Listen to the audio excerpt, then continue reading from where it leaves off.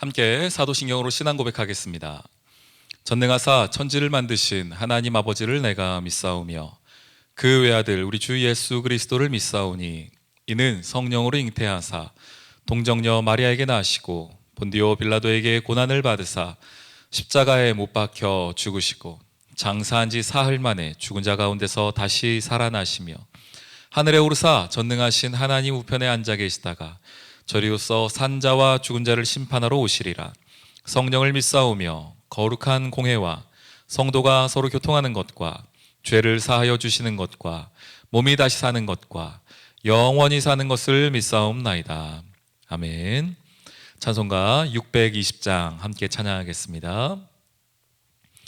여기에 모인 우리 주의 은총 받은 자여라. 주께서 이 자리에 함께 계심을 아노라. 언제나 주님만을 찬양하며 따라가리니 시험을 당할 때도 함께 계심을 믿노라. 이 믿음 더욱 굳세라. 주가 지켜주신다. 어두운 밤에도 주의 밝은 빛 인도하여 주신다. 주님이 뜻하신 일 헤아리기 어렵더라도 언제나 주 뜻 안에 내가 있음을 아노라. 사랑과 말씀들이 나를 더욱 새롭게 하니 때로는 넘어져도 최후 승리를 믿노라. 이 믿음 더욱 굳세라. 주가 지켜주신다. 어두운 밤에도 주의 밝은 빛 인도하여 주신다. 여기에 모인 우리 사랑받는 주의 자녀라. 주께서 뜻하신 바 우리 통에 펼치신다. 고통과 슬픔 중에 더욱 주님 의지하오니 어려움 이겨내고 주님 더욱 찬양하라. 이 믿음 더욱 굳세라. 주가 지켜주신다. 어두운 밤에도 주의 밝은 빛 인도하여 주신다. 아멘. 우리 고린도전서 8장 말씀 함께 보겠습니다. 우리 1절로 13절까지의 말씀 함께 읽겠습니다. 우상의 재물에 대하여는 우리가 다 지식이 있는 줄을 아나 지식은 교만하게 하며 사랑은 덕을 세우나니 만일 누구든지 무엇을 아는 줄로 생각하면 아직도 마땅히 알 것을 알지 못하는 것이요. 또 누구든지 하나님을 사랑하면 그 사람은 하나님도 알아주시느니라.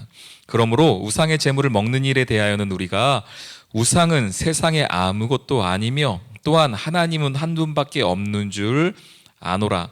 비록 하늘에나 땅에나 신이라 불리는 자가 있어 많은 신과 많은 주가 있으나 그러나 우리에게는 한 하나님 곧 아버지가 계시니 만물이 그에게서 났고 우리도 그를 위하여 있고 또한 한 주 예수 그리스도께서 계시니 만물이 그로 말미암고 우리도 그로 말미암아 있느니라. 그러나 이 지식은 모든 사람에게 있는 것은 아니므로 어떤 이들은 지금까지 우상에 대한 습관이 있어 우상의 제물로 알고 먹는 고로 그들의 양심이 약하여지고 더러워지느니라. 음식은 우리를 하나님 앞에 내세우지 못하나니 우리가 먹지 않는다고 해서 더 못 사는 것도 아니고 먹는다고 해서 더 잘 사는 것도 아니니라. 그런즉 너희의 자유가 믿음이 약한 자들에게 걸려 넘어지게 하는 것이 되지 않도록 조심하라. 지식 있는 내가 우상의 집에 앉아 먹는 것을 누구든지 보면 그 믿음이 약한 자들의 양심이 담력을 얻어 우상의 제물을 먹게 되지 않겠느냐. 그러면 내 지식으로 그 믿음이 약한 자가 멸망하나니 그는 그리스도께서 위하여 죽으신 형제라. 이같이 너희가 형제에게 죄를 지어 그 약한 양심을 상하게 하는 것이 곧 그리스도에게 죄를 짓는 것이니라. 그러므로 만일 음식이 내 형제를 실족하게 한다면 나는 영원히 고기를 먹지 아니하여 내 형제를 실족하지 않게 하리라. 아멘.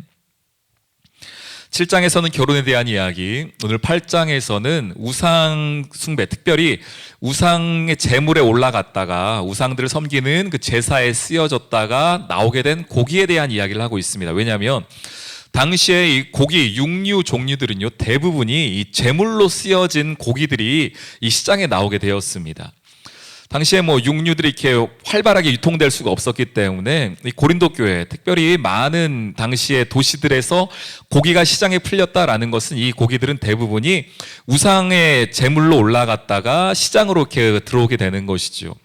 그래서 오늘 이 8장에서 어떤 주제를 가지고 지금 이야기를 하고 있는 것이냐면은 우상 숭배에 관한 것이 아니라, 왜냐하면 우상 숭배는 너희가 하지 않는 거 잘 알고 있지 않느냐라는 것을 미리 말하거든요. 그것이 너희가 알고 있는 지식이지 않느냐 라고 말하고 있습니다. 그래서 그 가운데에서 너희가 먼저 이 우상의 제물 가운데에서 어떻게 할 것인가, 이 고기를 너희가 먹느냐 마느냐라는 이야기들을 지금 하고 있습니다.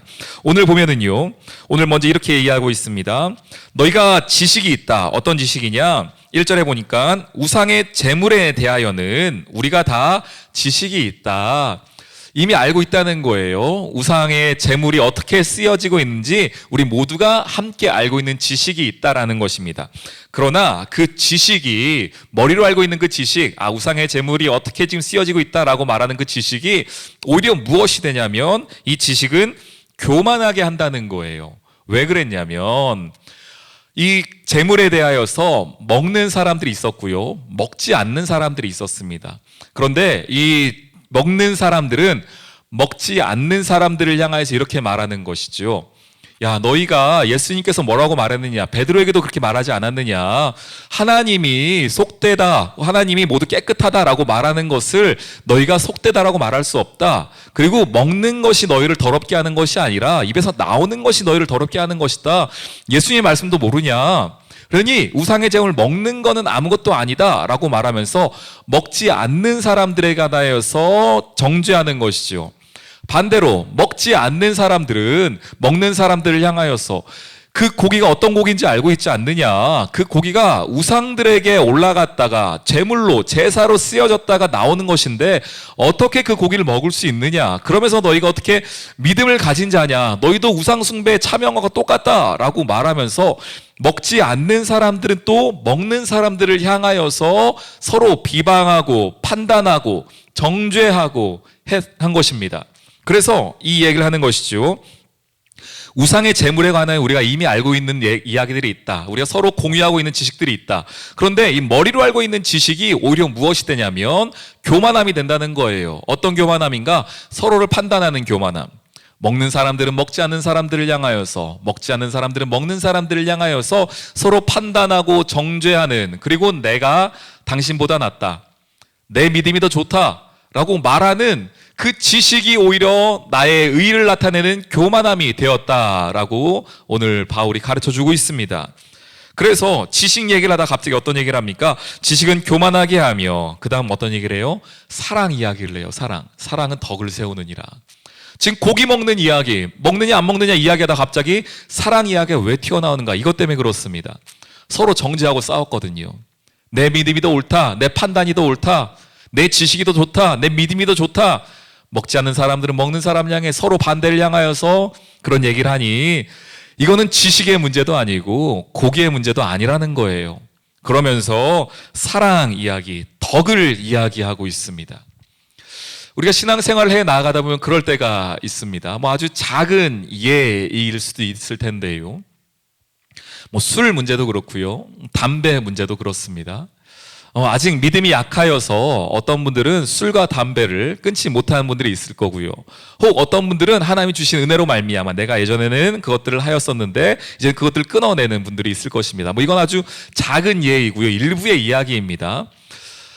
그런데 서로를 향하여서 이렇게 얘기하는 것이죠. 아니, 술과 담배가, 왜냐하면 우리의 믿음, 구원이 믿음으로 구원받는 것인데, 술과 담배가 믿음의 문제, 그리고 구원의 문제도 아닌데, 이것들에 관하여서 그것들을 하는 사람들은 하지 않는 사람들 향하여서 그런 자유도 없느냐라고 말하고, 또 한편에서는 그걸 하지 않는 사람들은 네가 술, 담배 하면서 어떻게 하나님의 자녀라고 말할 수 있느냐. 이 두 이야기가 다 맞죠.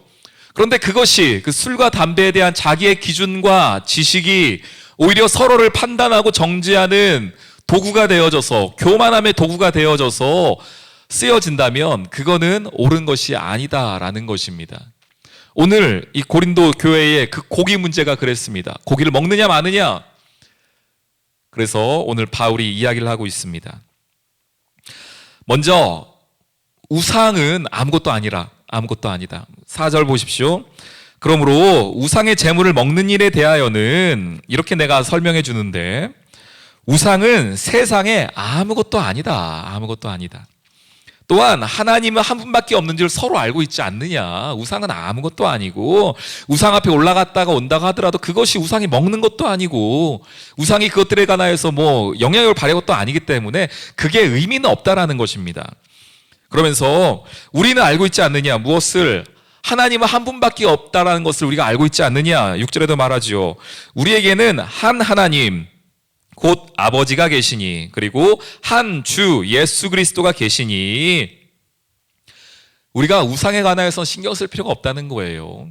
그러면서 7절 말합니다. 그러나 이 알고 있는 이 지식이, 우리의 믿음이 모두 똑같지는 않다는 겁니다. 그러면서 이렇게 말하죠. 그러나 이 지식은 모든 사람에게 있는 것이 아니다. 그래서 어떤 사람들은 지금까지 해오던 대로, 습관대로, 생활 양식대로 그냥 고기를 먹는 사람도 있다. 믿음이 있지만 고기를 먹는 사람도 있다. 라는 이야기를 해주고 있습니다.